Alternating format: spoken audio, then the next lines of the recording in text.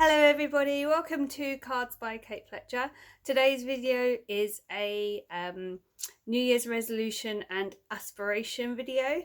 I know I'm a week behind and I know a lot of people have already done these, but I was really ill last week. I lost my voice completely, I couldn't talk.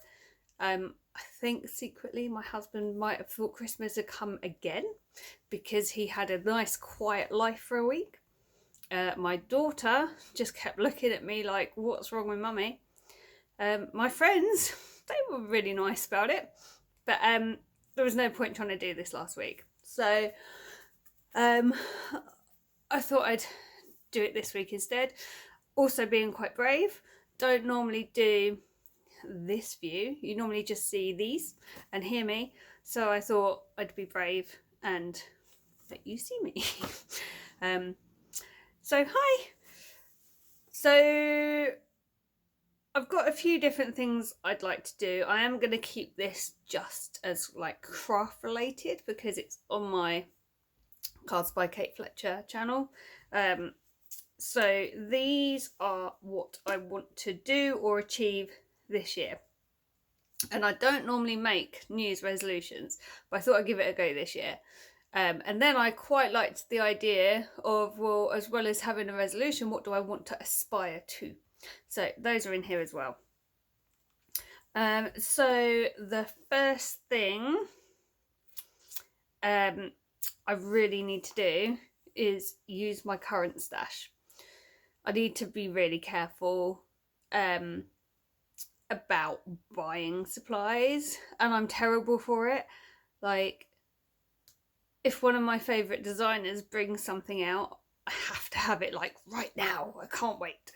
But then I end up with all this stuff and I don't use it. Or I buy it and then I use it a bit and then I'm like, oh, but it might run out and I can't use it anymore. So I really need to be better at using up my current stash. And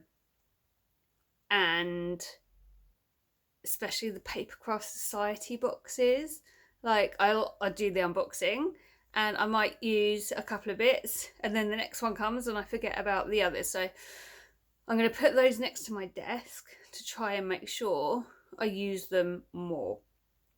So yeah, use my current stash. That has got to be resolution number 1. Something else I'd like to do this year, I'd like to try something new, but I don't know what. So if you've got some ideas of maybe a different craft I could try or a different style or something, I don't know, papercrafty, I'd like to stick within papercraft, but if you have any ideas, maybe put them in comments and I can have a look into that. That'd be really helpful. But I do want to try something else. Last year I started with gift boxes, gift bags, tags, that kind of thing, as well as the cards. And this year I'd like to try something new, but still in papercraft. So let me know if you can think of anything. Something else I've really got to do is my scrapbook for my daughter. It's been sitting there and she's almost 7 months old. So she's still really little and I don't have loads of time. So I really shouldn't be too hard on myself, but I need to start it and I need to not be worried about not getting it 100% perfect. Does that make sense? Like I have an idea in my head of what the perfect scrapbook looks like and I'm not sure I can achieve that, but I just need to do my best and then it will just come, and practice makes perfect, right? So I need to do the scrapbook. Something else I really need to do, this should probably be the first thing I do, I need to sort out my stamp and die storage because the system I have is now not working. The stamps, not as pressing as the dies. However, I have got a load of stamps that aren't in any of the files or any of the places I keep them, and I really need to sort that out. But the dies are just a mess. I have a chest of drawers that they're stored in, and they're on magnetic sheets, and then they're just like anything that's not on the magnetic sheet is like dumped in a tray type thing, and it's just not working, and I'd quite like the drawers back. So I need to sort that out. However, I started on this the other day and I was really good, and I went and I was on the internet and I had a little look around, and I was looking at, oh, I could do this, I could do that, and then I made the mistake of going on YouTube. Don't do that. Really don't do that. I love YouTube, but I get so easily distracted and I end up watching lots of videos about stuff I wasn't looking for. I don't know if you do that, but I do.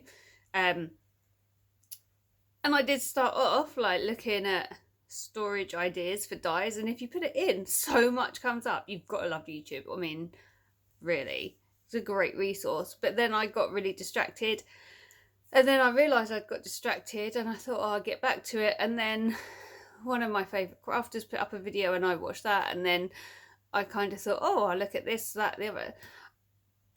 2 hours later, and I was ready to go sleep, and I hadn't come up with anything, and I hadn't liked anything I'd seen. Like, I didn't think it'd work for me.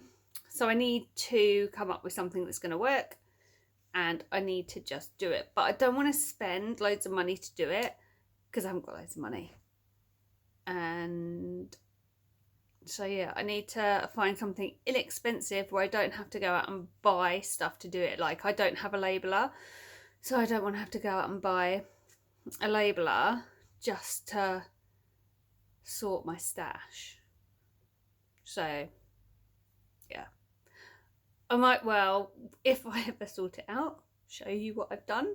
But that's one of my resolutions. I have to sort my storage out. What else? I need to be braver. Like, I'm not that brave. Just the thought of putting this video where you can like see my face, that scares me a lot. And not being brave holds me back. And that links into one of my aspirations, which I'll come on to in a minute. But I need to maybe, I don't know how you get braver though. How do you get braver? I just need to, I don't know. I don't know what I'm worried about. But I need to be braver, and I need to put myself out there more. Like, starting the channel last year, I think I started it around August. That was quite a big thing for me because I'm really not confident. I think it's easier when you can like hide behind a computer or hide behind a camera. So yeah, I need to be braver. And there's like things away from craft that I need to be braver with as well. But craft wise, I definitely need to be braver to get where I need to be. So we'll see how that one goes.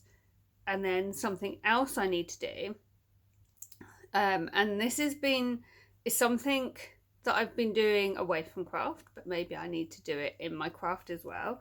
And that's not to look backwards, only ever look forwards. Because if you're always looking backwards, you're not going to move forwards, you're not going to get to where you want to get to. So I need to stop looking back at what's been and gone and just look forwards. So I'm going to do that. And the other thing I need to do is not worry about things I can't change. And that's something I need to do away from craft as well as in craft. Like, if I can't change it, why am I worrying about it? And I know that's a really normal thing, and I'm sure lots of people do it. But I really do it. And I need to stop. So I think I need to put maybe a little post-it up in different places, maybe one above my desk, one next to the bed, about not worrying about what you can't change or what you can't affect. So that is something I need to do. The aspirations. So again, this is where I need to be braver. This is where I need to put myself out there. This is like my biggest aspiration. At the moment, I'm not on a DT, and I have a wish list of 3 of who I would like to be on a design team for. I know 2 of them do design calls, the other one doesn't. So I will tell you who my design team wishes are.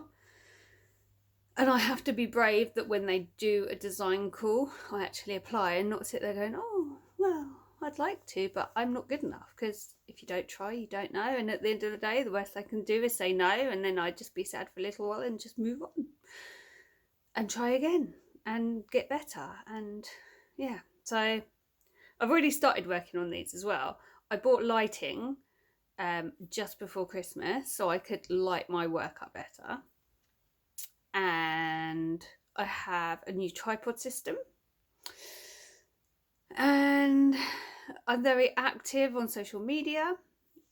I opened Instagram last year, which I'd never had before. I've got my channel, I've got my Facebook page just for my cards as well as my personal one, and I'm in shed loads of groups, and I'm always posting in groups. So I think I'm doing the right things.